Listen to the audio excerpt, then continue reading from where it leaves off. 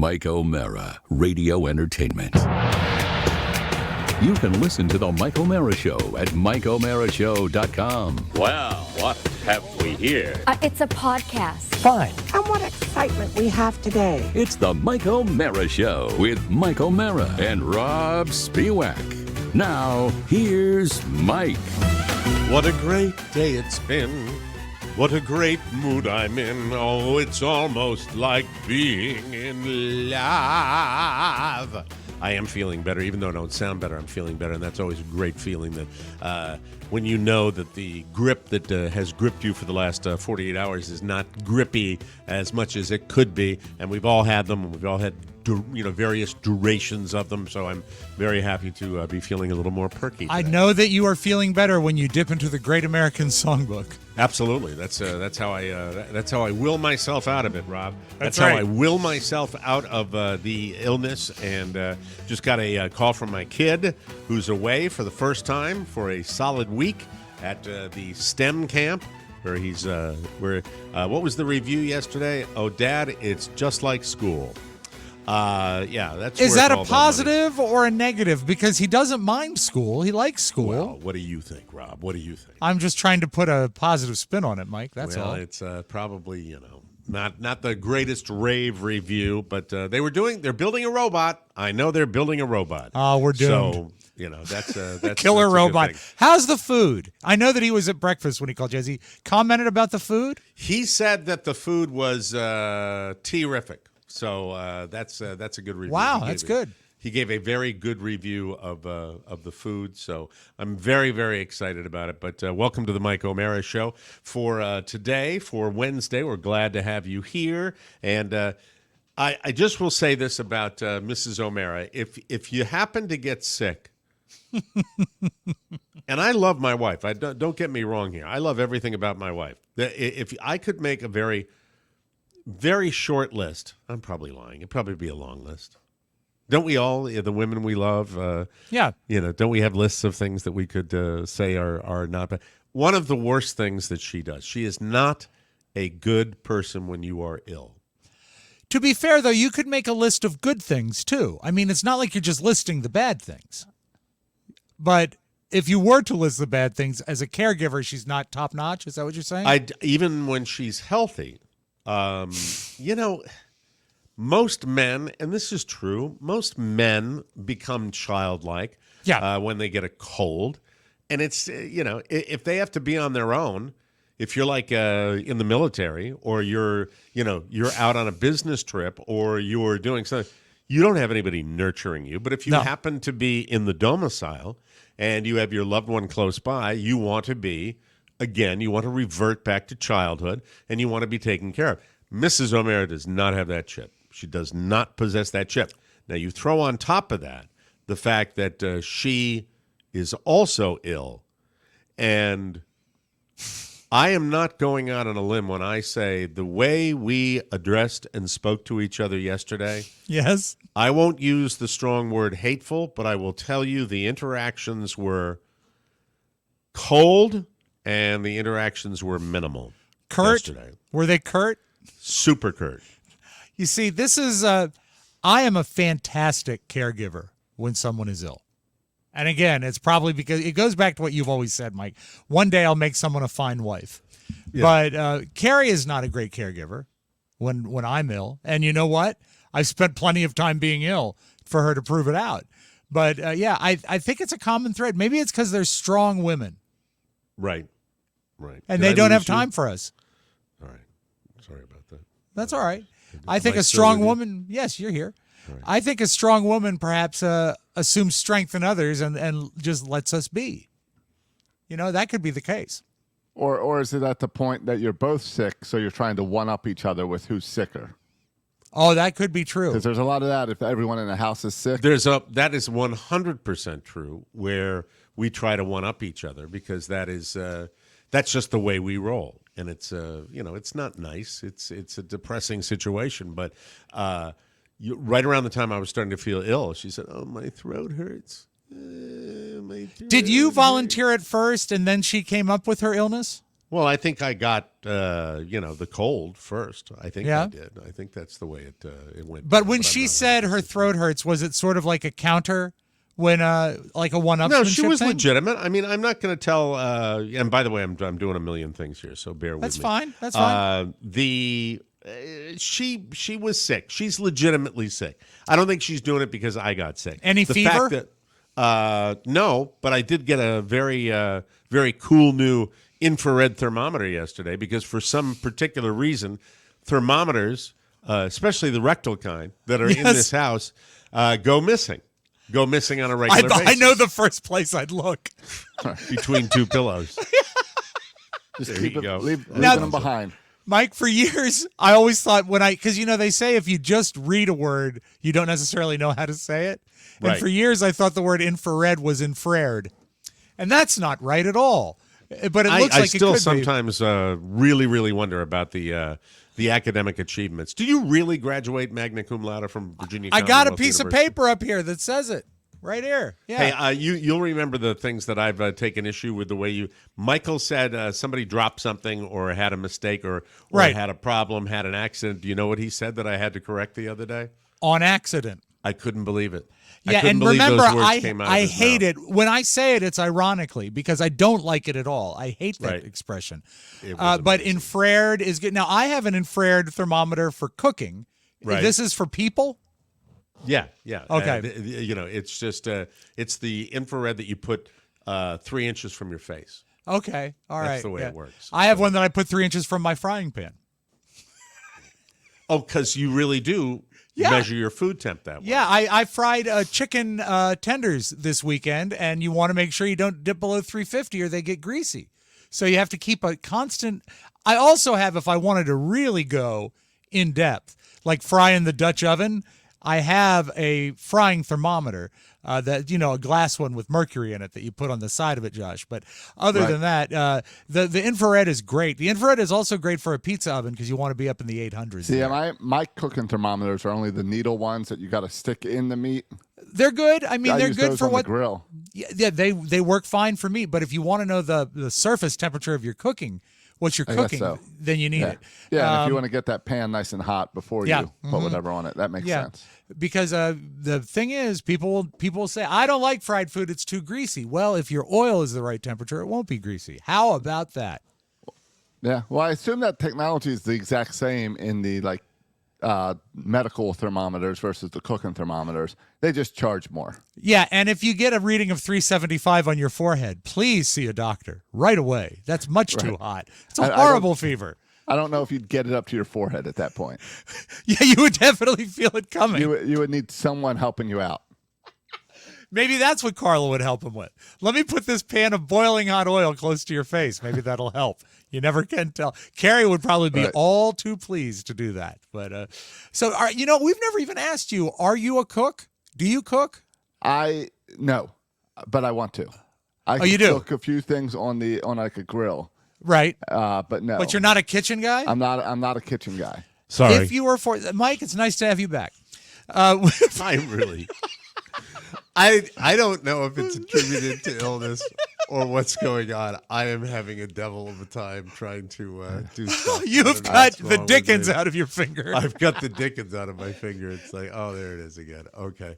Hi, everybody. Josh, Nice if to you see were forced to cook, let's say you were having some friends over, maybe a dinner party of 6, your wife included. So Yes. you and 2 other couples. I've got to go to for that. Oh, what is it?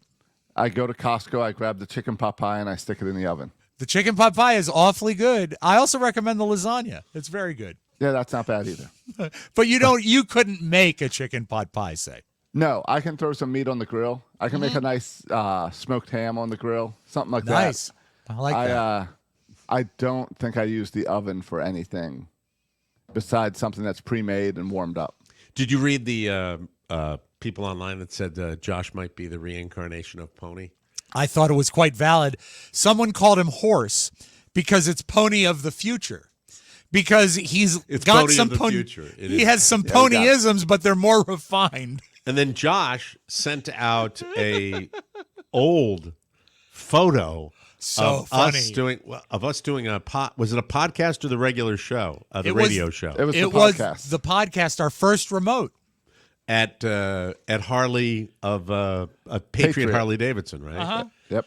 Was that? That's when I was still doing my motorcycle ride. Yeah, right? that was Mike. We did that remote for Dental Awareness Day. It's over a decade ago, isn't it? 14 More than years that. ago, it said on the memory. Right at the beginning of the podcast, which is amazing. And I know I haven't been on a motorcycle in 5 years. I have not ridden a motorcycle in 5 years. And based on my recent traffic exploits, I probably won't ever But again. if you were to get on a motorcycle, do you think you'd feel those rectal thermometers That I lost? that you lost? They're missing? Yeah. I'm truly fond of when you get elderly, you start to enjoy drugstores a lot more, and so the idea of of going in, because we tear through the Vicks family of products here in the O'Mara house when we Lavoris and all the great products, but the day and the night, the Nike and the Dake, Dayquil and NyQuil, we go through it pretty quickly. And I look. Are you a NyQuil traditionalist? Do you go the green or do you get the cherry? I get the cherry. Ugh, phooey. Yeah, well, I mean, because it's different. That's I get the pills. The NyQuil. Oh, you pills. do the pills, the little gel caps. Yeah. No, the solid ones. Oh, the solid pills. The solid ones with like the vapor cool on it. Those are the ones I like. Wasn't there a story recently that said something along the lines of the products in these decongestants don't work really well when the fact is that absolutely true. I tell you, I take them. I don't know whether it's a placebo effect or whether it's the alcohol that makes me sleep at night. Placebo. But we went from 9:30 last night until 6 o'clock this morning. And I bet I'm not fantastic. allowed to have NyQuil anymore. I haven't checked with my doctor, but it's riddled with alcohol. I bet you I can't take it. This is true. You have to be careful. So if I get a cold, I'm just going to die. Now, I just learned a couple months ago that there's cold medicine that's over the counter that they hide behind the counter at the drugstore. Really? Oh, the stuff they use to make meth. That's the like pseudoephedrine and stuff. Yeah. Like that. Tylenol, cold, and sinus. So I've switched from I am a NyQuil, Dayquil guy that has switched to the Advil, cold, and sinus that's behind the counter. Okay. And it seems to work even better for me now. All right. Well, do you like the fact that it's sort of illicit in nature? Do you have to sort of secret handshake it? It's a pain to get because I don't know what medicines are called. I point and say the red box. That's wonderful. That's it. It's great that we've all got the same depth of medical knowledge on this show. That's fantastic. I wanted to talk about, because you tear through content, video content when you're housebound. Yeah. And this Gene Wilder documentary that I simply started on, I haven't finished it yet. I'm already ready to give it a rave, where you really forget someone's level of talent. And it's funny because you look at Gene Wilder, and I always, in my mind, thought that Gene Wilder was kind of one note. That he did that kind of I'm scared thing. And then you realize in this documentary that he really was super talented. And specifically with Willy Wonka, where it's just what he brought to that. And the people that have tried to be Willy Wonka after him makes you realize sometimes I don't think we appreciate American originals enough when they're around, right? And Mike, this really is think so. The Netflix Remembering Gene Wilder. Is that the one you're talking about? It just came out. He has always been a favorite of mine because if you watch the maturation of his career, he started with a wonderful, wonderful cameo, just a little part in Bonnie and Clyde. And that is, I'm so glad you brought that up, because the one thing you learn from this documentary is that film was his very first film. The very first time that he had been in a Hollywood movie was Bonnie and Clyde. And you look at that and you're getting the real Gene Wilder that you would see afterwards. Yeah. And I think the director said something along the lines of they never thought that that scene would be played funny. But it was played funny because it was Gene Wilder, and it was like so he was brilliant. Hatched as Gene Wilder, because shortly thereafter he did. Now, at the heart of it, and I've seen it on Broadway, and I've seen the movie a million times, and I've seen the remake a million times. The Producers, that could be him as Leo Bloom, a very one-note performance.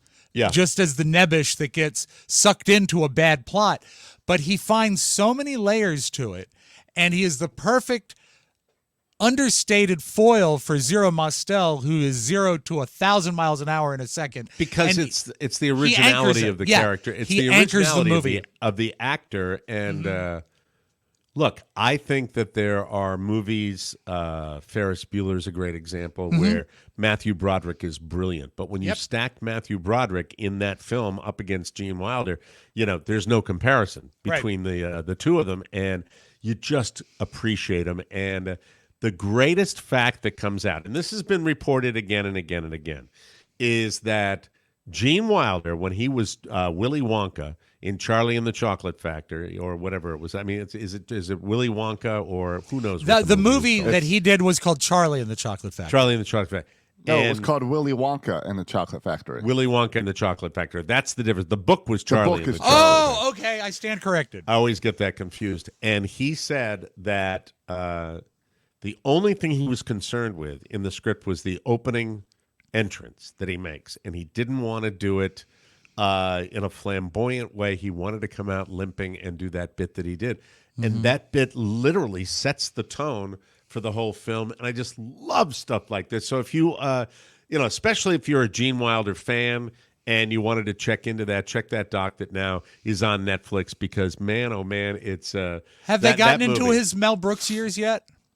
Well, Mel Brooks was I saw a little bit where Mel plucked him up for the producers, and that was a long period of time. I think he was on stage with Anne Bancroft when Mel found him. Might have been a Broadway show. Yeah, but he is so important. Now, I'll say to people, if they ask me, I think that Blazing Saddles is Mel's funniest film, but I think Young Frankenstein is his best film overall. Would you like to know who was it the Waco Kid that Gene Wilder played in the movie Blazing Saddles? But he was. Do you want to know the original Waco Kid? I can't think of his name. Who was it again? It was Gig Young.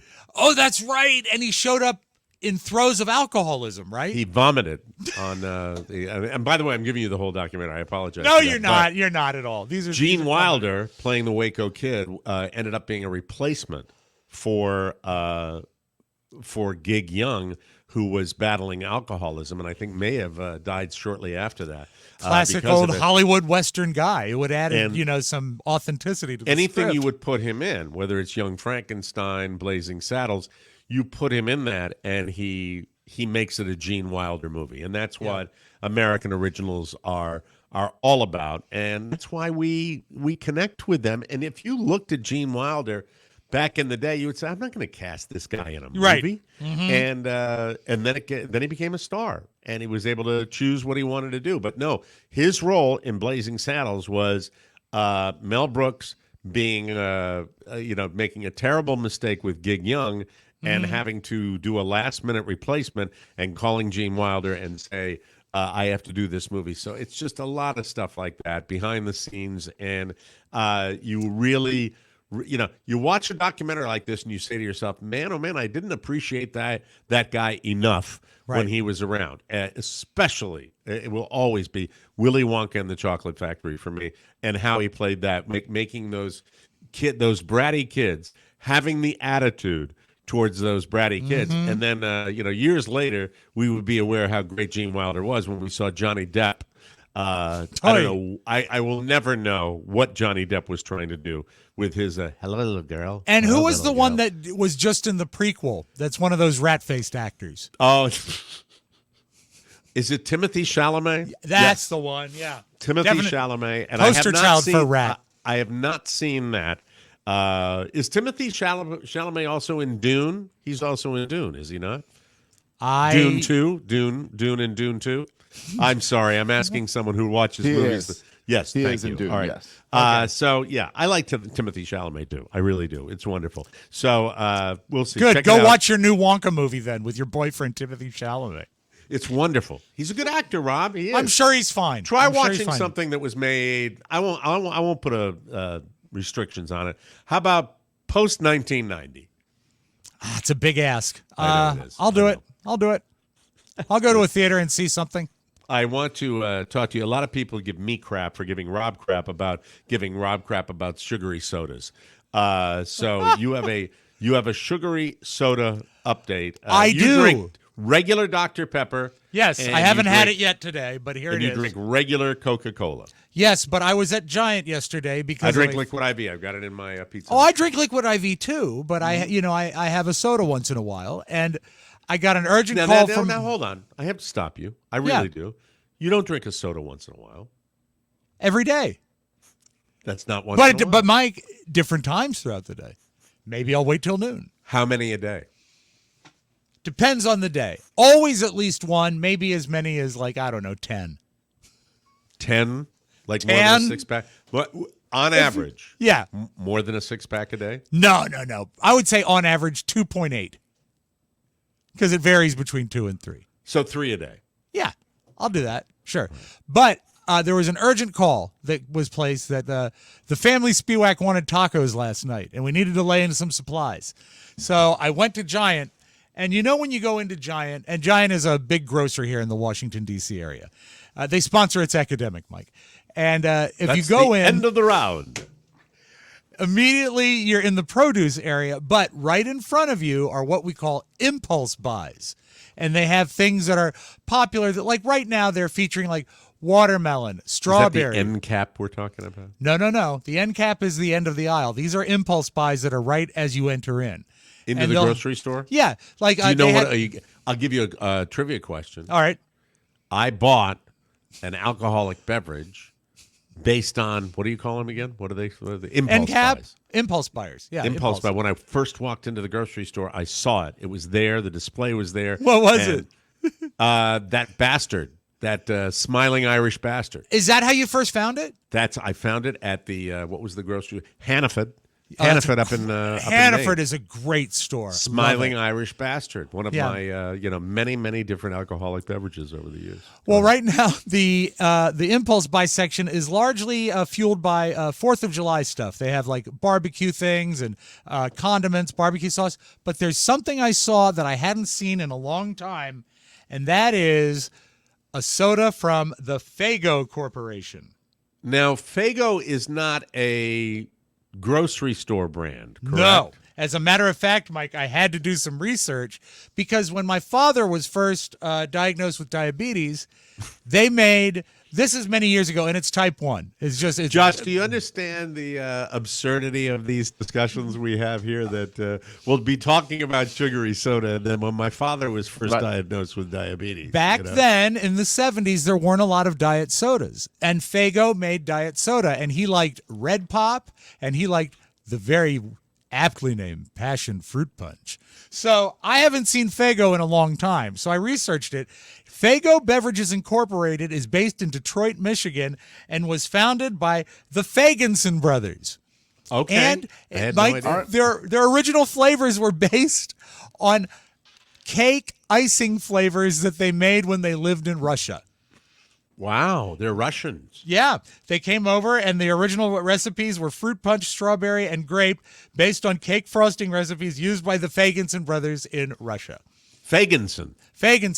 And it was originally very regional. That doesn't sound like a Russian name to me, Fagenson. Well, they of course shortened it to Faygo later, but okay. They used such pure ingredients that they had not a very stable shelf life back in the early 1900s, and they'd spoil. So they were only local until they were able to develop a way to make the stuff shelf stable. At one point in the 1940s, they accidentally used some unpasteurized pineapple juice that caused their sodas to explode. Sorry. That's all right. That's all right. But they for a while in the 1930s, Faygo made beer, but they still make their soda. And Can you hold that up again? I'd like to see that. As a matter of fact, hold it up as long as you can. In the 90s, wasn't Faygo the brand associated with the Insane Clown Posse? Precisely. I feel like that's the only reason I know this brand name. And that is actually one thing that has kept them sort of relevant. And if you go to an ICP concert, Mike, and you would know ICP, for a while they did the theme to the Ron and Fez show. Yeah, but Insane Clown Posse is also the concerts for ICP are events. because and they shower. They're so techno and there's so much lighting. Right, and they spray Faygo over. They spray Faygo on the audience. Very cool experience. That's if you their go deal. to one of those. So that looks like it's is the flavor. Well, does it here's the match thing. That pop. The flavor that is it's called Genuine Faygo Delicious Firework Flavored Soda. And I have an ice cold can of it here. And the only thing that indicates what it might be is there's either a Bomb Pop or a Maridolade on the can. Is that what those are called? The popsicles, Bomb Pops? Yes, a favorite of my mother's. My wife loves those too. I think they have rebranded those as Firework. I don't think they're called Bomb Pops anymore. Okay. When you go to the grocery store. So it's got that flavor, which is really kind of an artificial fruity flavor of soda, cherry, lemon, and then raspberry. There's 3 layers. But all artificial in their own way, right? No, Mike, not an artificial ingredient in a Bomb Pop. Not Not at all. I remember all the people at the Good Humor Corporation going out in the gardens early in the morning to pick the lemons to make the white part. Is that a diet product? No, or is it a sugary product? No, it's a sugary product. Right, it has 170 calories, which is 20 more than a Dr. Pepper. So let's see what we've got here. I don't know what the flavor is going to be. You know what I wish you could do? I wish that? you could pour it into a glass so we could see what color it is. I can do that. Can you give me a moment? I can give you many moments. All right. I mean, it's either going to be like a red or a brown if it's really a mixture of all the colors. If it looks like cola, right. But then again, with the artificial coloring they put in these sodas, it would probably be clear. It would probably look like a Sprite if you didn't put the food coloring. But I agree with you. It's going to be a red. It's going to be a red color that we have. I would think here, so. But I've seen that they're throwing that Bomb Pop flavor on everything right now. There's even a Liquid IV Bomb Pop flavor. I saw that. But I enjoy, Mr. Soroka, the Liquid IV sugar-free. Not that I haven't checked that product out. That is a Liquid IV non-sugar-free product, so I will not be enjoying it. I'll be enjoying my peach and lemon lime. Now, Rob is back with the Did you say anything bad about me while I was gone? Not other than you're a health nut. That's it. And the shirt looks good on you today. I like that shirt. Oh, thank you. You've said that before. It's one of my favorites. All right, Mike, I brought some nice stemware here. Oh, a wine glass. Even better, Rob. Spiewak. Thank you. Really. And let's pour it and see what we've got. Let's do it. All right. Oh, it's cloudy. Clear. Like no color at all. Yeah, it is. It's like a Sprite color, maybe a little foggier than a Sprite. No, it's foggy. It's foggy. There's no transparency to it. So it's white. All right. Yeah. What's the bouquet?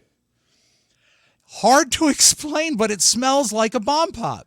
Okay. There's notes of cherry All right. and lemon. Cheers, and here's to you, Mike. All right, go ahead. Let's try a sip. Fascinating. I'm actually motivated to get one myself by looking at this. It's good.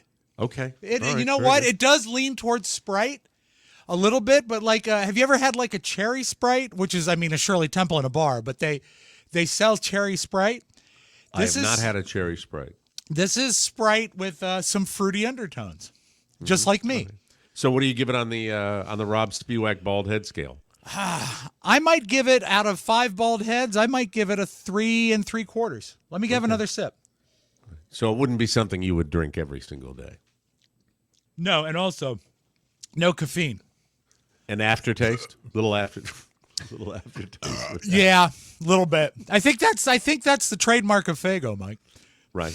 Faygo, enjoy the aftertaste. So are you telling me that a Dr. Pepper is, 190 calories per? No, Dr. Pepper is 150. This is 170. I think 150 is pretty standard for a sugary soda. I think a ginger ale is 140 calories. And it's not real. Do they use real sugar in that Dr. Pepper, or is it corn syrup? Corn syrup in the Dr. Pepper, unless you go to, there's one bottler in Texas that still uses real sugar. He knows this detail. This is Let me see what the ingredients are on the Faygo. I'm sure it's high fructose corn syrup. And if you don't care about sugary sodas going into your body, what a nice, fun thing that would be to have an ice cold can of that on a hot summer day. I think that would be wonderful. This is interesting, Mike. It has both high fructose corn syrup and sucralose, which is a derivative. Sucralose? I think that's a derivative of real sugar, but it might be low calorie. Yeah. All I know is both of them will probably make your toes blue. That's what I think with that. That's my the way feet, that'll work. right now, my feet look like a Bomb Pop. Don't even joke with that. Your feet did look like that at one point. Do you They're remember? much better now.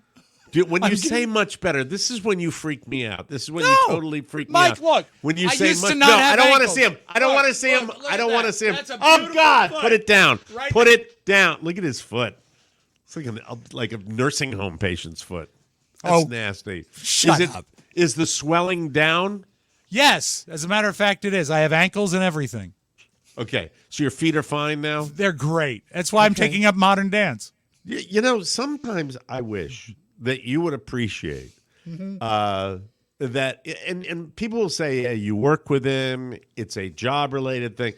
It's really not when you work together for a certain amount of time.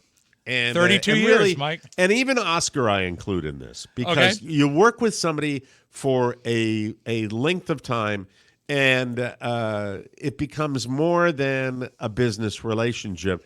And I think, really, when I say don't show me your foot, it is traumatizing to a degree. Yes. When you went through that stuff, and I think at one point we saw your feet, or you talked about your swollen ankles. It was mostly my ankles. Oscar That had a just thing freaks- about my ankles. Well, I did too because it freaked my ass out. So I just and there he goes pulling on the sugary sodas again.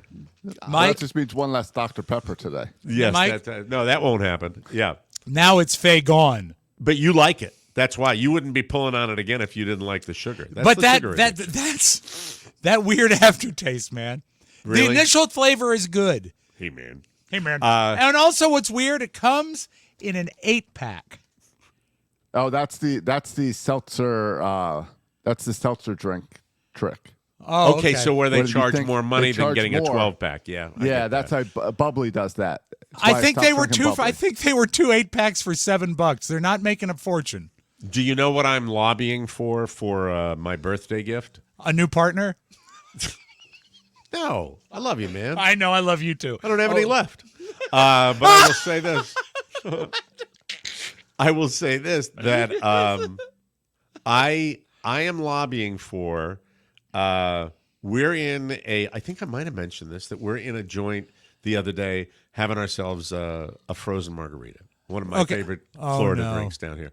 They have they come over and I said, hey man, this one I said to Carla, Do you have any peppered vodka, man? I said, hey man, hey Carla, hey. I said to her, I said, this is as good as Mia that we had, Iguana Mia. Right. And then it's great. And I said, I think I see the machine. They're making it up. Now, we go into Iguana Mia, and they have a margarita machine the size of a stainless steel device the size of a school bus. And It's Mike, I huge. believe you need to refer to it as margarita machine. Margarita machine. That's a margarita machine. This place has a much smaller machine. So I inquire as to the machine, and I catch the bar manager coming by. See him come from behind the bar. He's the bar manager, and this kid was fantastic. He was in to talking about it because he was into being the manager of the bar. Did He you go loved up it. to him and say, hey, man? Hey, man, I want to know the secret of this guy told me. So this thing goes, I said, it'll probably be like $1,200, $1,400 bucks. Sounds for about this right. thing. You can get one for between $500 and $600 online. Now, do we have that money to spend in the O'Mara household? No, we do not. We have tapped ourselves out with my desire to have expensive used cars and then wreck them 2 weeks down the road. No, Mike, that wasn't by design though, and hopefully, Yes. with the insurance, you'll break even. Hopefully, something close. Cheers. Thank This you. thing, I would. If we get it, we're going to have to use it. And if we have to use it, that means I will plunge deeper into alcoholism because I'll try to make it as. But man, oh man, they're the perfect consistency, that kind of Slurpee consistency that we like so bad. And I've dropped hints everywhere, but I don't know if I'm going to get it. Mike, I'm not if sure. you go to Jimmy Buffett Margarita Machine.com. No, not the Jimmy Buffett one. Nope. No. God rest his greedy soul, but he is no longer with us. But I will say, no, this is. Does this thing make its own ice? It's like Venro. Look up like Venro or Venro margarita machine, or Venro drink machine. It's not Venmo, it's Venro or Virno. I don't know what it is, but it's really, really good. Everybody's looking right now for my little machine. It's a great one. It's a great one. Could it be possibly frozen drink mix? Frozen drink maker. That's what. Now that's I'm what curious. Since Josh has now got the reins of the business, could this be a business expense? I think the show would go downhill if this was in the studio. Yeah, if every morning it was in the studio, that might be. Well, leave it in the garage. What is it, you make it inconvenient? I believe it is Vever. Vevor. Vever. I think. Yeah, you were that's close, right. Venro. I don't know. You know me. I'm doing stuff all the time. It's called Arkenstickle. Well, we have Arkenstickle. Just Google Arkenstickle. Fagos and Finson. We will take a break and come back and find out more information, because Mr. Soroka does that on this show, which I find absolutely joyous, that he will research things while we're away about these machines, and then we'll talk some more about it. And I've got, of course, a roundtable coming up, too. Excellent. The news right after this. Here's Nell with some thoughts on the TMOS Shopping Center. Ellen May, listen, Ellen May, going to tie in the wind. Yes, shop through Target and Walmart through the Shopping Center tab at MikeO'MaraShow.com. The proceeds keep that comedy train chugging. He lit my skies on the car, Miss Chickabee. You'll be glad you did. Thanks, Jim. That was an interesting one. Thank you very much, Jim Amato. Kind of phoning it in, but it's nice. Hey, friends, listen up. We are continuing to maximize your bonus show experience, because easier access means more fun. Remember, the bonus show is now available only on a monthly basis. However, current yearly subscriptions will stay valid until they expire, so that's nice. But keep in mind, old monthly subscriptions from the previous site will not auto-renew. So if you had one, please resubscribe at MikeO'MaraShow.com. You can also enjoy special grandfathered pricing for this week only to ease the transition and avoid the new rate. So act fast. Plus, and this is cool, we now offer a commercial-free subscription option for an ad-free experience on The Daily Show. Check it out. For any issues or assistance, contact our man Josh or email support at MikeO'MaraShow.com. For more details, visit the bonus show tab at MikeO'MaraShow.com or write Heloise, care of your local newspaper. She'll give you a hint. And we thank you. Start the thing. I don't even know if that's still a thing. Heloise. News. Yes, sorry. Every time you play that, I want to do it. Hello, it's news. We're getting so much love for the new stager, which is like a CBS stager from the 70s. Yeah, I love it. It's great. It's traditional. It works for me, and it feels like a comfy old shoe. I hear you. Justin Timberlake, as we mentioned yesterday, was arrested for drunk driving in the Hamptons. We had that, I think, towards the end of the show yesterday. Breaking Police news. pulled him over at around 12:30 a.m. because he ran a stop sign in his 2025 Beamer and was weaving in and out of his lane. He was held until his arraignment at 9:30 yesterday morning. Does he have a time machine? Because it's still 2024. How did he get a car for 2025? He was released without bail and is expected back in court July 26th. He told police that he just had one martini, but they say, quote, his eyes were bloodshot and glassy, and a strong odor of alcoholic beverages was emanating from his breath. He was unable. Had one martini, Mike, that was served in a Pilsner glass, a huge, 20-ounce Pilsner glass. Massive martini.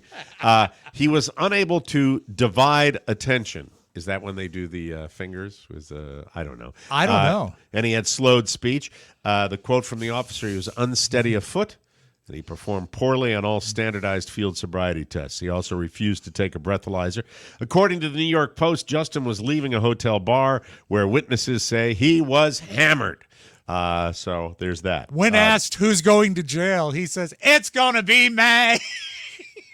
During the stop, he allegedly said, quote, this is going to ruin the tour. He's scheduled to play the United Center in Chicago this weekend. Justin's wife, Jessica Biel, wasn't too far away while Justin was getting pinched. She's shooting a new TV series in Manhattan. So, Carrie's cousin is a high-standing member at one of the country clubs out in Los Angeles. I would know the name if you mentioned it, but I can't think of it offhand. Riviera? No, this one is Sherwood? I think it is Sherwood, as a matter of fact. Okay. And he's a member there.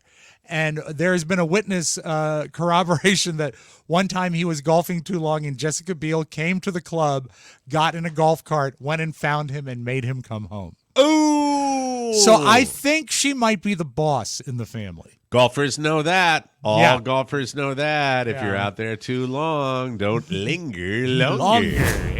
Howie Mandel. I'm sorry, Josh, go ahead. The divided attention test is the walking on a straight line while the officer's talking to you, asking you questions. I didn't know they did it that way. Man, that'll make it worse for me the next time they do it to me. I think I've told you this story, but just for 10 seconds, a good friend of the family, his father was driving once back when drinking and driving was legal, and he got pulled over, and they asked him to walk the line on the side of the road, right? And he was hammered, and he misstepped, and he rolled down a ravine into a creek. And the cop shined the flashlight down on him, and his name was Smoke. We called him Smoke. He looked up at the cop and said, "How am I doing?" Jesus. Oh, sunnier days. Sunnier days. Howie Mandel found himself in the middle of a crime scene, sorta, during his recent trip to Las Vegas. This is a terrible story, but it's interesting. After a late night of partying, his wife, Terry, was tipsy and Terry Mandel fell in their hotel room. She broke her cheekbone and got a 2-inch cut on her forehead that was so deep, Howie said he could see her skull. Jesus. You know, Bing Crosby's kids used to fall down. Wow. But that wasn't a fall, Rob. Well, I'm just saying, that seems awfully big for a fall. We know that now. Fell down the stairs. Howie said, blood is pooling out, and I freak out. I picked her up. I put her on the bed. There's blood everywhere. Terry has since made a full recovery. Quote, there's not a scar. She's beautiful, according to Howie. Howie later spoke to TMZ to clarify that Terry was high on weed gummies, not alcohol. So there you go, all you people that think marijuana doesn't get you messed up. Come Is on that now. like Come on. trying to save face by saying that you're still so affected? I think people that probably enjoy gummies or hop water like Carla, there's a bit where there's a superiority trip on that and where I don't have a hangover. What's that? There's a lot of stories of the weed gummies having the wrong amount and misbalanced. Yes, and you can get really, really super wasted with that. But I was surprised Howie Mandel was able to help her, because isn't he like a clean freak? Yeah, he won't touch hands and stuff. Can you imagine blood and Howie's reaction to that? Well, he's been, I'm sure, I imagine he probably makes allowances for his wife because he's no doubt been intimate with her. Yeah. I mean, you're down there where all the gribbly germs are. When the EMT came, do you think he took one of their rubber gloves and put it on his head and blew it up? You still remember what a bit. Great bit. One of the great of greats, Josh. I know you'll recognize this guy, Willie Mays. Man, oh man, Say Hey Kid. Willie Mays died yesterday, 93 years old. He started off in the Negro Leagues in 1948. Then he joined the New York Giants in 1950. I forgot it was all the way back when they were the New York Giants, not the San Francisco Giants. He moved with the team to San Francisco, where he played until being traded to the New York Mets in 1972. He retired in 73, was inducted into the Baseball Hall of Fame on his first try, 1979. The thing about Willie Mays that everybody remembers, one of the greatest over-the-shoulder catches in the history of baseball, where he is I'd love to play you the radio call if I could. Mike. Okay, let's say this is the catch that he makes? This is Game 1 of the 1954 World Series. It's known since then as the catch. There's a long drive way back in center field, way back. It is Willie Mays just brought this crowd to its feet with a catch which must have been an optical illusion to a lot of people. And he makes a miraculous catch as he stops a step short of the wall. And Mike, 2 years ago, they asked Willie Mays in a documentary about himself, they asked if he was the best, because he's been at it, an amazingly long career, but he's seen it all. He's played since the 40s. Right. They said, are you the best? Are you Willie Mays, the greatest baseball player of all time? I don't do that. So many things happen with me on the baseball field that I could just look back and just replay every moment. I never had a day where somebody would not come up and say, I saw you make a play, I love you because of what you did for me, and it made me feel very, very proud because not only did I play baseball for the people, they enjoyed what I did. It's a good album. You know what? That's the coolest comment when you think about it. Not only did I play the game well, but people enjoyed what I did. So he was reacting to what so many people should react to. Yes. The fact that what you do brings joy to other people. So I say out there to Shmiko Shmera that please respond to the positive sometimes and not always the negative. That's what I want to say. Willie Mays was amazing. 660 home runs, puts him 6th on the all-time list. He also had 3,283 hits. That's 11th place. He led the league in stolen bases 4 times, 2-time National League MVP, and this is the biggie, a 24-time All-Star, which is super cool. So safe travels to Willie Mays. And you can take that advice from him, Mike, and that's why we call you the Say Hey Kid. That's it, the Say Hey Kid from Florida. And speaking of Florida, cops in Lakeland, Florida, got a call about a disturbance on Saturday, and the suspect was gone by the time they got there, but they ID'd him as 38-year-old Joshua Garrett. And it turned out Josh was already wanted for violating his probation in connection to a burglary case. What is it with people named Josh? Really? What the hell? I was waiting to see where this was going. They decided to track him down at his workplace nearby and confirmed that he walked inside, but no one saw him leave. So they started searching the building, and they eventually found him hiding in the ceiling after his phone started ringing. Always silence your phone, Mike. Yes. Shouldn't I say that to myself? I know. Live and learn. Yes. They started searching the building. They found him. They looked up, saw a few ceiling tiles displaced. Then they saw his hand sticking out through some insulation. My hand. Yay. They booked him on a warrant and tacked on 2 more charges for criminal mischief and resisting arrest. And finally, today, ladies and gentlemen, Pope Francis. This is for all the Catholics out there, ladies and gentlemen. Pope Francis on Wednesday called on Catholic priests to keep their homilies short. Yes! Amen. No longer than 8 minutes so that their audiences would not fall asleep. I think that deserves a thumbs up to the pontiff. The homily or sermon is the address in which a priest comments on a reading from the Bible. I've always found it to be, I wish they would just comment on anything or life or hope or love, but it always has to be kind of related to the reading from the gospel. I think good pontiffs sometimes can make it a little more current than the gospel reading. Sometimes you catch a break, I think. Sometimes. I think so. A homily, he said, was meant to transfer the word of God from the book to life. But for this, the homily must be brief. An image, a thought, a sentiment, he told the crowd in his weekly general audience, improvising as he went. Of course, he just was in a room full of comedians. Of course he can improvise. He said, I need a location and a relationship. Well, I got a quote from him, okay? Okay, yeah. The homily must not go beyond 8 minutes, because after that time, attention is lost and the people go to sleep. They fall asleep, and they are right to do so. He's 87, by the way. Yes. That is why he is the greatest pope in the history of popedom, okay? You don't want people sleeping on their job today. That's the way I it think goes. they Come need on to take now. it to the next level. How about a flashing light like they have at a comedy club? Yeah, but only the flashing shot can only be like next to the organ in the back of the church, like it was in my hometown church. Or even better, the bell they ring when they bring out the gifts. They just ring the bell in the homilies. The bell ringer. We'll be right back with more fun right here on the Mike O'Mara Show. Hey, my laundry detergent. I got it right here, ladies and gentlemen. Can you see that? Oh, that's it's great. laundry sauce. Laundry sauce. The detergent, used to come in a big, stupid jug, and the smell, well, it was kind of meh. That's why I switched, ladies and gentlemen, to Laundry Sauce. Laundry Sauce has partnered with one of the top fragrance houses in the world, and it smells amazing. My favorite scent, definitely Siberian pine. Yummy, yummy. My whole house kind of smells like Laundry Sauce now, and I am not complaining. They've stripped away all the unnecessary ingredients, and they maximized hardworking stain fighters to ensure your favorite clothes come out looking brand new.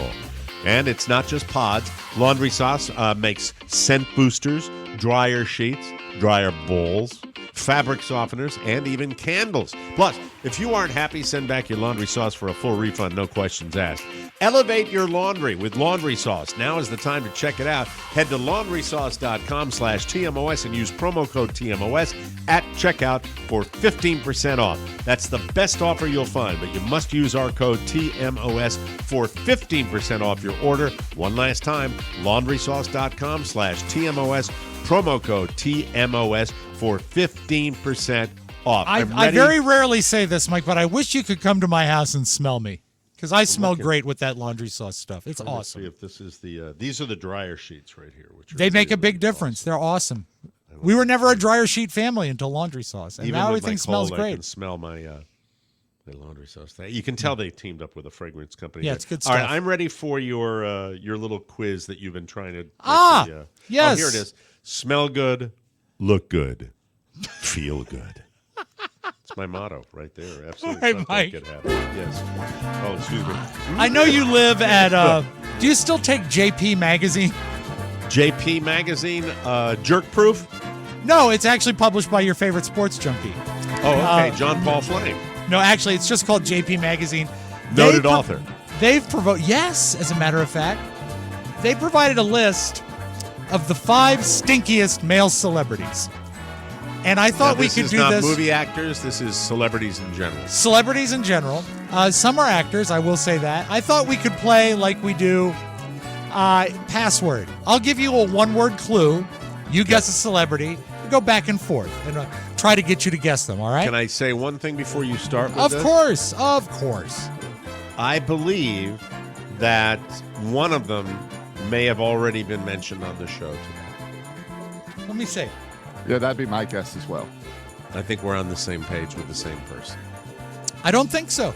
Okay, let's go. I don't think, but we'll see. All right, let's begin, Mike. My first. And then I'll clue, ask Josh at the end of the segment. I'll ask Josh who he was thinking about. Yeah, you know what? That's like the final money round. Yes, if you can match, very you exciting. can double your prizes. Mike, newsman.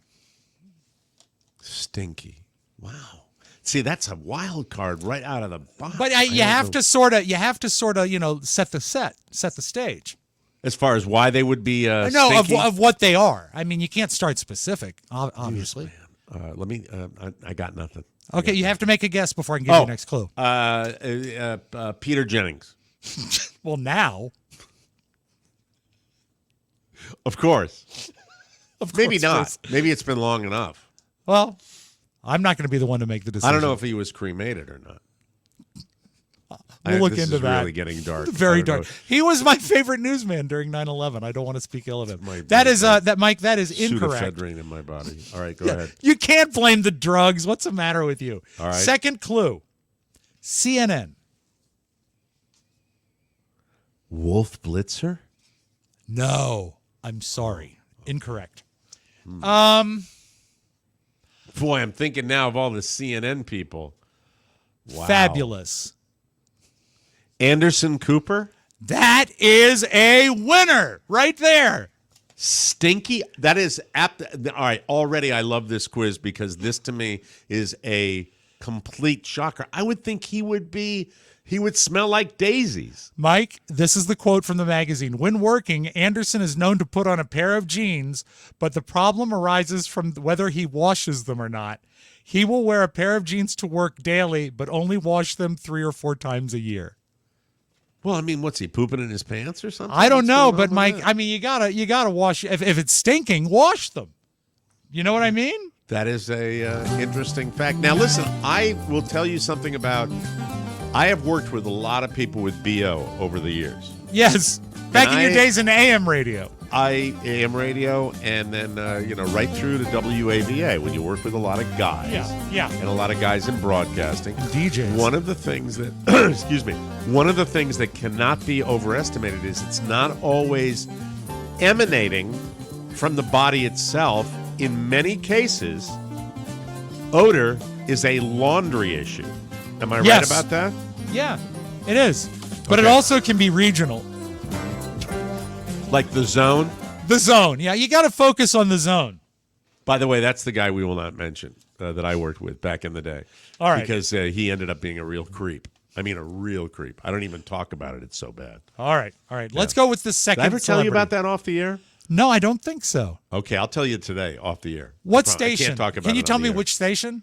WOHN. Oh, okay. Way back, the beginning of my career. Herndon. All right. Yeah. Mike, I guess the first clue for this guy will be Brokeback. Jake Gyllenhaal. Another winner, Mike. You are red hot. Red hot. Well, only two choices. Wait really. to pick the guy still alive. That's it. Funny from St. Augustine, Florida, right there. I like quoted in Vanity Fair magazine. He says, "Oh, it's not necessary for people to take regular showers because the body cleans itself." Didn't we have a story about Jake Gyllenhaal where he was blind too? Like he's legally almost legally blind. Yeah. Well, he can't find the soap. Right. But anyway, hold on. I just got a voicemail from the people working on my wife's car. So he takes less frequent showers in order to maintain his body. Okay. All right. No, it's wrong. Wrong person. Sorry about that. Yeah. Whenever it's money, guys, I'll stop the show right in the middle of the show. Understand. That's the kind of professional I am. Thank you. All right. Let's see. Where should I start with this one? Why is Jake? I'm sorry, I was distracted there. He for a says second. he takes limited showers because the body has the ability to clean itself. He was there are a quoted lot of that- actors that you can see them in the films that they're in where it really does look like they haven't showered at all. Yeah. I will say on this one, I'll start with actor because I need to do some groundwork. Do I have to give you a name just on that category? just because we got to start. Actor, Stinky, alive? Yes. Actor, Stinky, alive. Let's see here. Jennifer Lawrence. You know, Mike, these are stinky guys, so that guess doesn't count. Sorry, guys. And besides, that's not okay to say that about her. She's Stinky lovely. guys. Actor, Matthew McConaughey. Mike, you know what? Not the one I was looking for, but definitely on the list. Okay, yeah. So you win. That's come up before. That has actually come up before where we've had that actor that he is a shower-free dude, right? Yeah, he emits body odor often, and he is opposed to deodorant and antiperspirants. So he's noted for that. That is. Because you know what? He's you can go without the deodorant and antiperspirant if you just do a really good scrub, but at a certain point during the day, oh my God. I mean, think of the people working around you, Matthew. All right. And I'm sad because I had a clue ready for him that I thought we would get in one. I was going to say Buick. Lincoln. Navigator. Oh, that's right. It's Lincoln, not Buick. Don't ask me to do a Matthew McConaughey with my voice today. All right. Back to the original one. It's actor. How about this? Raiders. Well, that's easy. Go ahead. Harrison Ford. No, but you're in the clue landed right. Okay. Now, third clue. Young. Is it the Asian actor? No, it's not Short Round. Who? Short Round, the recent Oscar-winning Short Round. I can't think of his actor's name. And didn't he just win an Oscar he did. for Everything Everywhere All at Once? Yeah, I don't know the actor's name, though. But no, it's not him. Let's see. 1, 2, 3. Fourth. I might be getting too into the weeds for you because you're not a big Raiders guy. Josh, do you want to weigh in on this at all? I have no idea who he's talking about. I have no idea. Rob I only know two names in Raiders. Harrison Ford and the Karen Allen. Yeah. Okay. And then this will be my last clue, and then we'll have to throw it up to the board. Okay. A-hole. So this is fourth. Little person? No, just younger. Child actor? No. Teen actor, I would think. At I have that no point. idea. You Shia LaBeouf, Mike, is the answer we're looking for there. He played young Indiana Jones in the fourth, or his son in the fourth. Did anybody go see that, by the way? I saw it. You did? Yeah. Raiders was a big movie for me, so they've never really equaled it, but I've always But I been- would equal that movie to Raiders. And Shia LaBeouf, I could certainly see that guy stinking. You know? Yeah, He's had some especially issues in it was on the set of the movie Fury in 2014. Mike, he reeked so badly, it was too much for the other cast members to handle, and they actually moved to different lodging. They didn't want to be in the same motel as him because he just reeked like his character. I hold in my hand the final Stinky celebrity. I like this quiz. Quiz. But I will say that McConaughey and Shia LaBeouf, pretty easy to understand that one. Anderson Cooper, total wild card. That Absolute totally wild surprised me. And Gillian Hall too. Yep. All right. Gladiator. Russell Crowe. Ding! Mike, we are on the same page today. Which I love. Russell Crowe, that's another one that is easy to understand. And perhaps in more of his recent work, even worse. Well, probably. Mike, he has a reputation for being an excessively sweaty guy. Yeah. To a point where people have asked to change their seats at award shows. Really? Yes. Really? Yes. That's stinky. That's bad news, right? Yeah. Well, I think when you get actors that have to be on screen and look like they've been through it, but even if you look at the body of work from Russell Crowe, some of his recent movies, that one where he's piloting the drone, the one that, like one of his last movies. Yes. I mean, he just looks like he hasn't showered at all. So it's even when he's like a clean-cut cop in the 40s, he still looks like he smells. Yeah. And what's the one? Is it A Beautiful Mind? Is it that Russell Crowe too? I believe so, yeah. And he looks stinky in that one too. So I believe that. That's a good quiz. I enjoyed Mike, that. I'm glad that neither of us made the list. That's all I'm going to say. Yeah. There are days. Of course. Even in my sick house, our sick house smells like Siberian pine, ladies and gentlemen. And virus. Yes, sirree. We'll take a break. When we come back, yes, it's a new gambling obsession for me. Oh, boy. And I haven't done it yet, but I know eventually I will. We'll be right back. Hats. By popular demand, we now have extremely limited run of the brand new TMOS summer caps. And I am doing today's spots, correct? Am I doing this? Yes, yeah. Okay. The ultimate accessory for fans who want to show their support while staying cool. It's available in vibrant red, crisp white, classic light blue, or sleek black, ensuring there's a perfect match for everyone. Enjoy its lightweight, breathable, and moisture-wicking design that keeps you comfortable no matter how hot it gets. Also, it's your last chance for the official TMOS Don't Get Happy Society playing cards. They're the best. They are right so there, cool. ladies and gentlemen. After this week, they are gone. I took my trembling signature and signed one pack this morning for Mrs. O'Mara. Don't miss out. Perhaps buy both. So, hurry up, man. They're not going to make it the week. No, they're not going to make it. Do it today. Go on probably today. Do it today. You heard Mr. Soroka. He knows better than I do. Probably the last chance to get him is today. So hurry up and support the show you love. Every purchase keeps the laughs coming. TMOSstore.com, the source for all things TMOS, official, authentic, and awesome. Thank you for your support. And remember our motto, Rob. Before you try another guy, check with Peck before you buy. Thank you. Rob Spiewak with the motto of the day, ladies and gentlemen.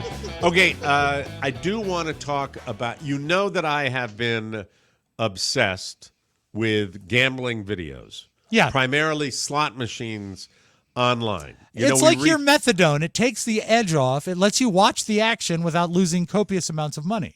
I still watch Vegas Matt, but I no longer feel the need. And Josh, probably we should have a meeting off air about this, but I will reach out to you on the show and tell you, you don't need to reach out to this guy anymore. Worm. There goes the birthday surprise. No, don't tell me that's true. Don't tell me. That's not true. Thank you. God, you freaked me out there. Mike and Shirley Hemphill. Yeah, they did that to me one time. Now, let me tell you, the worm is turned because the patter the patter is just random, right? And it doesn't work for me. I like it more focused on the game. Because when I'm watching a slot machine, it's all about the slot machine. It's all about the numbers and the bell. So I've kind of like gone, okay, enough with the yap. I worked out today, blah blah blah. That's it. Just they're not as witty as they think. Well, I don't think they think they're witty. I don't think they think they might be.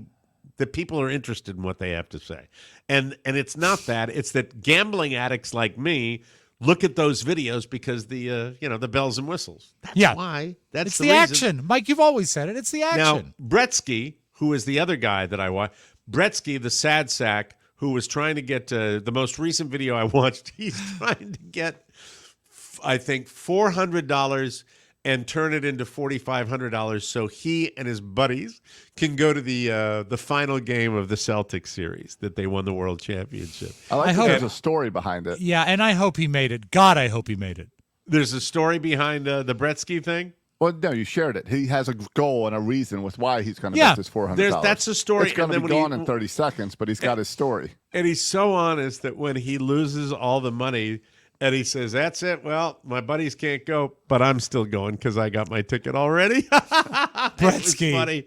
And then he shows the the end of the game, which was it. So that's interesting to me, and it's also rapid fire, and he loses quite a bit. And, now, does he, of all the videos, when you were at the height of your slot watcher, you're a slot watcher. Yeah. Was he the one who lost the most? Because he has that sort of.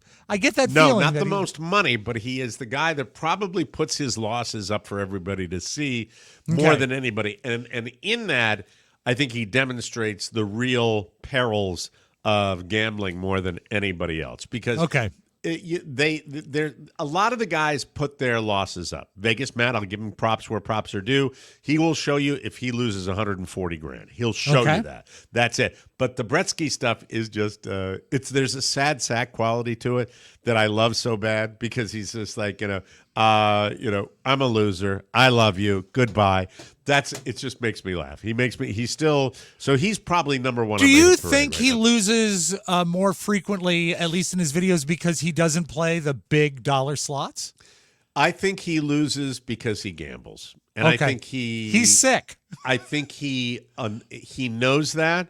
And he knows he's going to lose, and he is always pleasantly surprised by the victories. But the new trend in gambling that I've been watching, and this is not good for me because not only am I a non-math person, but I have my own level of ADD. So, by the way, it's an interesting sound that you put there. That is the roulette type of sound. I am watching roulette and strategies for roulette.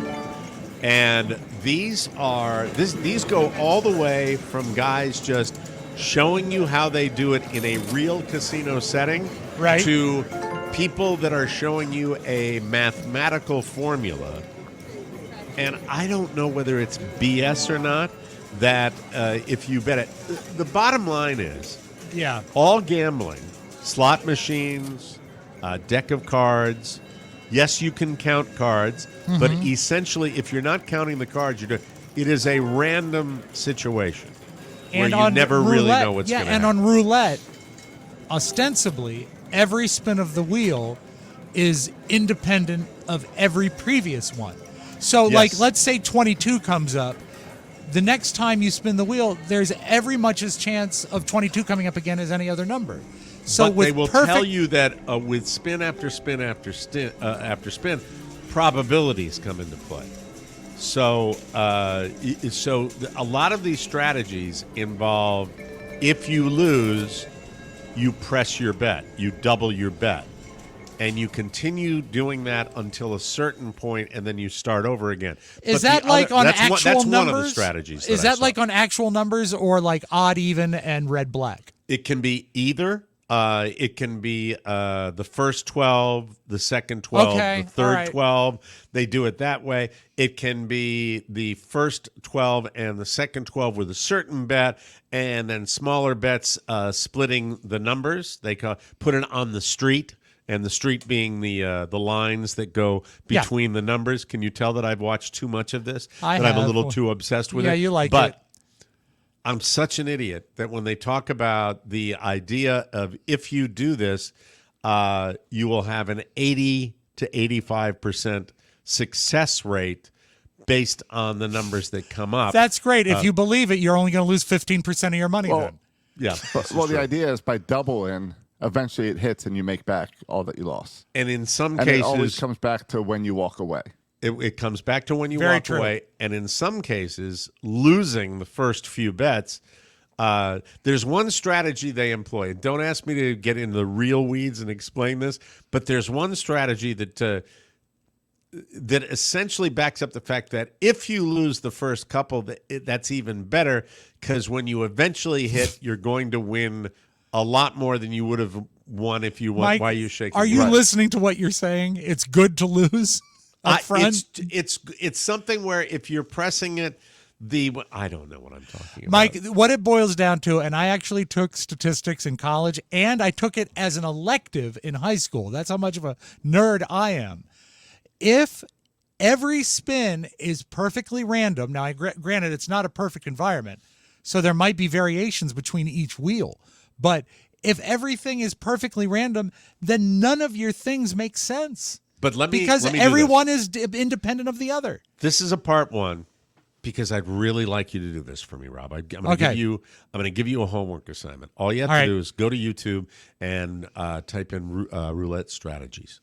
All right, and I'll look at it. When you do that, come back to me, and after you see what I'm talking about, and you'll see the way these guys do this, and it fascinates me. Well, it's fascinating, and it's one of the most visually stunning games in the casino. It's a siren call.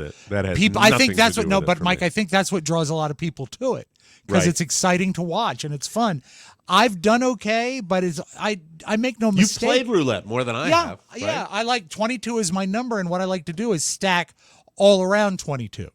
So I'll put a bet actually on 22. Then what is it called? The road?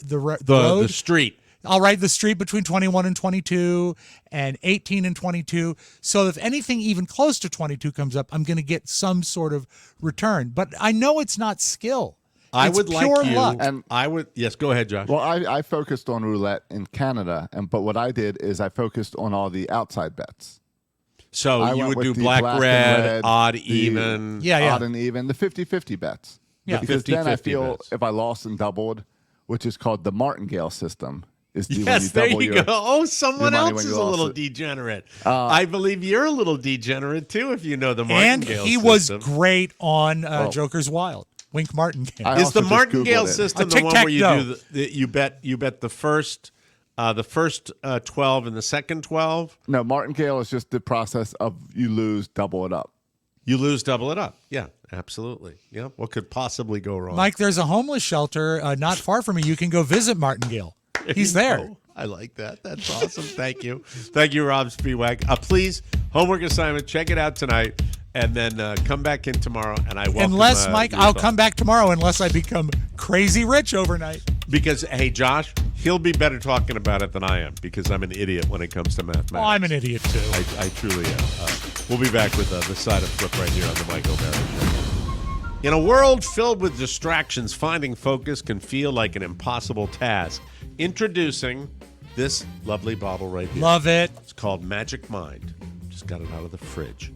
That's right. It's a mental performance shot that's revolutionizing productivity. With mushroom nootropics, adaptogens, essential vitamins, Magic Mind helps you stay focused, clear, and productive while reducing stress. What sets Magic Mind apart? Well, let me take the shot first. Yeah, here he goes. It's as easy as that, folks. Right there. So good. Oh, I love it. What sets it apart? It was backed by over 200 scientific studies. Mike made it a 2-sip. I usually do it in 1. And he's savoring it. It was developed over 10 years. Magic Mind, created with precision and care, with organic ingredients, time-release caffeine, and stress-reducing herbs. It's the key to unlocking your full potential. Plus, with a risk-free guarantee, it's never been easier to experience the magic for yourself. Unlike your full potential with Magic Mind, right now, there's a limited-time offer that gets you up to 48% off your first subscription or 20% off one-time purchases. I'm sorry. Keep in mind, Mike is battling a cold. This has nothing to do with Magic Mind. Now, there's a limited time offer. Gets you 48% off your first subscription, 20% off one-time purchases. The code, you know it, you love it, TMOS at checkout. Claim it at magicmind.com/TMOS, people.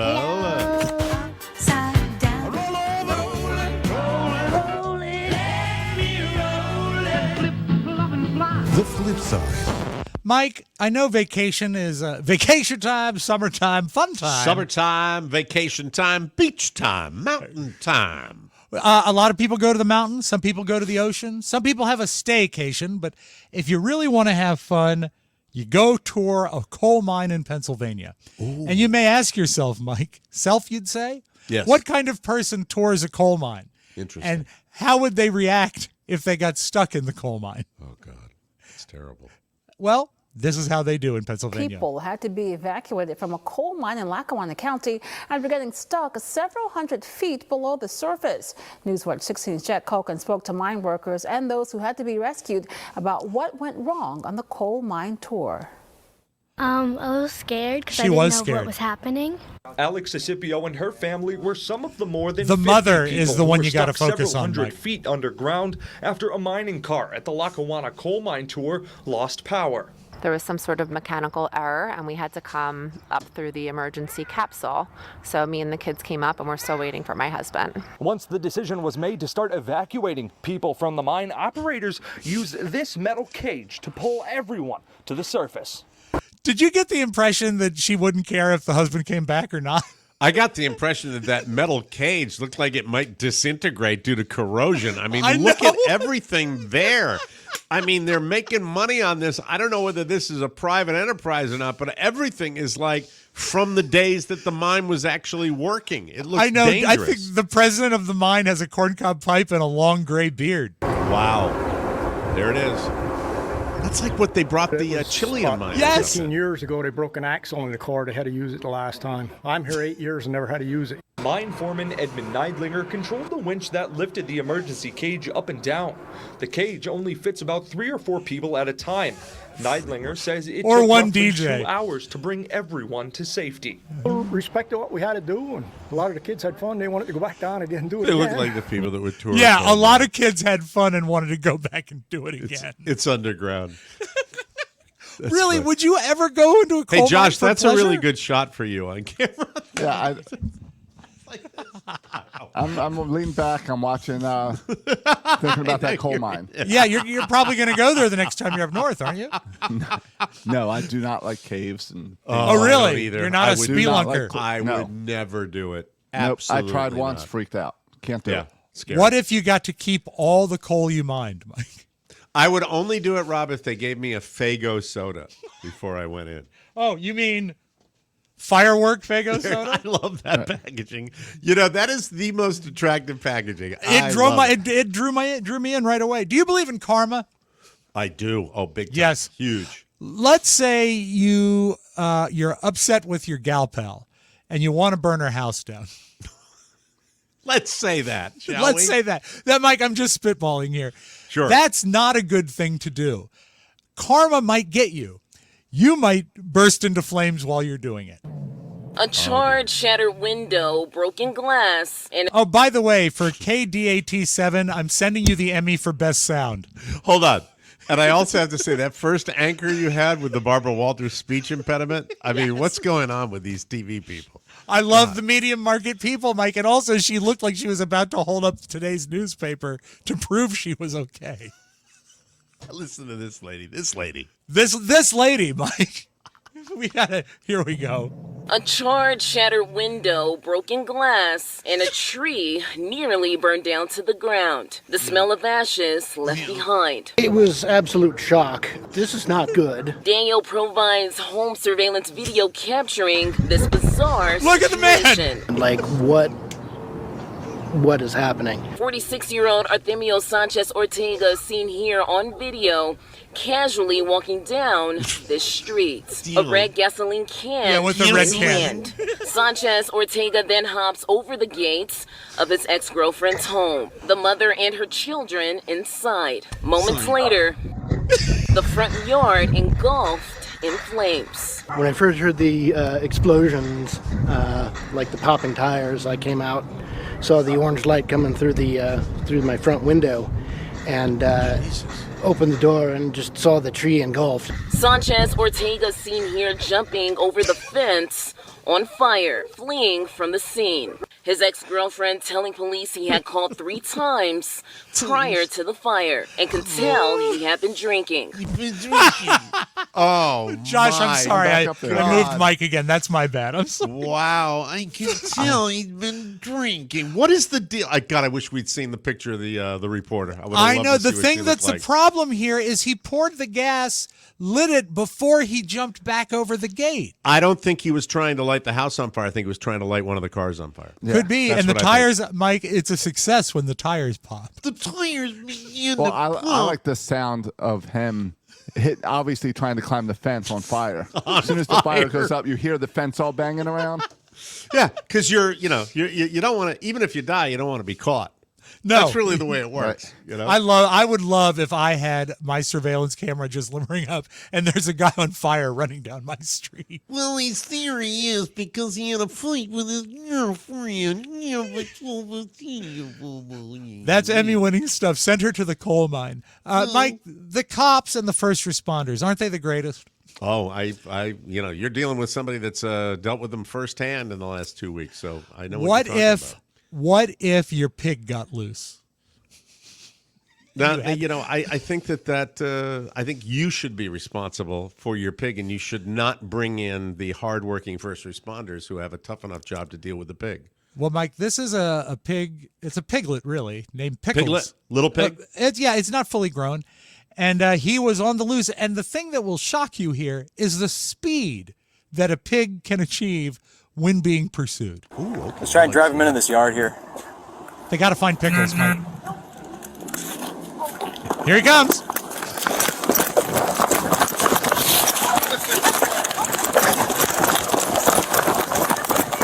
Piglet. I love that all you can hear is them running. Come on, man. Come on, man. Piglet. You gotta grab Piglet. No, he almost got it. Oh. Mike, yes. Piglet is doing fine. They did catch him. Yeah. We had a few piglets at American University. Yeah, that's terrible. I can't. That's the cold medicine. I'm blaming it on the cold medicine. Yeah, Thank okay. you. Cold medicine. I don't see that warning on the side. Piglet. I wonder, and let's close with this. I wonder when a comic pays an immediate homage to another comic, if they're doing it for fun or they're doing it to be funny. But I just love Jimmy Kimmel. I feel that his writers said, okay, tonight let's write jokes for Johnny Carson. Around 150 million Americans are expected to experience temperatures above 90 degrees this week thanks to what they call a heat dome. I always thought the heat dome was that weird helmet thing my grandma sat under at the hair salon. It'll be so hot in Maine this week, the lobsters will be getting in pots just to cool down. Bada bing. It's so hot in New York this week, the rats are wearing crop tops. Hey-oh, yes, sir. That's I the just homage. love it. It's That's good the stuff. homage It's good to stuff, Carson though, right yeah. there. Thank you, boys. Appreciate all the help today. We will be back tomorrow with a brand new episode, and I promise you I will sound better than I did today. I hope. Anyway, get yourself your Faygo fireworks soda, and wash your magic mind down with it. While you're, drinking that. For Josh Soroka and Rob Spiewak, this is Mike O'Mara saying thank you very much for listening and viewing, and we'll see you tomorrow, everybody. Bye-bye. So long, folks. Want more? Make sure you check out the Mike O'Mara Bonus Show. Get it at MikeO'MaraShow.com. Mike O'Mara, Radio Entertainment. That's the kind of comedy we specialize in. Clean, unfunny humor. We don't make mistakes. We have happy accidents. Lecker.